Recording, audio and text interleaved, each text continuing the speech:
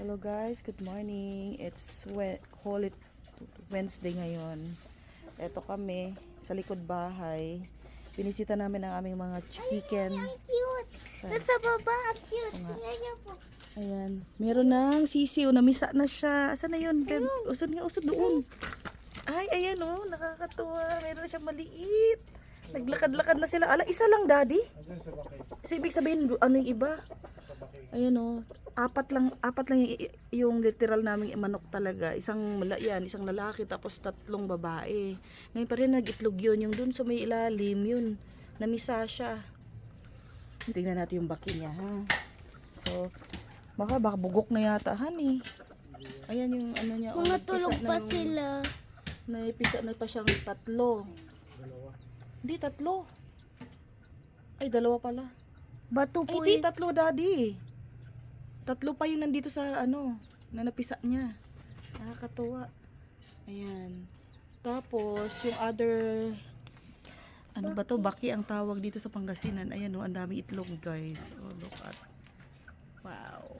Tapos itong isa naman dito, meron pa ilog pa siya. Atay, aray ko naman. Ayan, marami siyang itlog. Ayan, may itlog pa talaga yan dyan sa ano, sa floor nila. Minsan dito pa sa sahig. Mami. Ay, balahibo. Buti, nakakaano na po yung ano po, mami. Yan o, yung mga sisiw, nakakatuwa. Ah, Iuwi namin ito sa Pangasinan kapag dumami na sila kasi di magkasya dito sa aming likuran. Nakakatuwa. Wala lang, napagkatuan ko lang to guys, bilhin. Pero, ayan.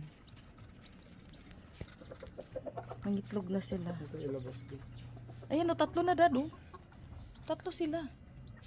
Mahina pa eh. Isa pa lang yung naglalakad. 3 nga. Ayan o. Ayan yung ulo niya o. dalawang ulo niya, mami. Ano ba yun? Katawan niya po yan. Ay, katawan ba yun? Wala na yan.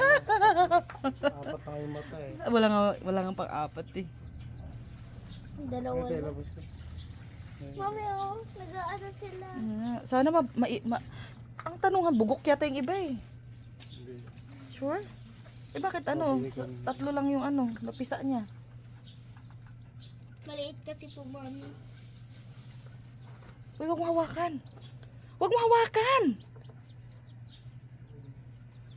Ala, na-touch mo na yung ano niya. Hindi na yan ano yan. Hindi na niya yan dilim-liman. Tinouch mo na yung ano. Ala, di pa kaya yung isahan.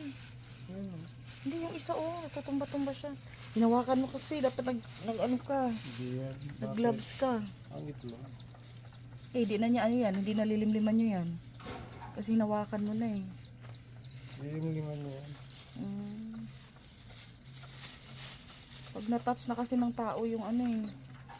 Saan ba yan? Eh, lutuin na lang kayo natin yung mga itlog nila.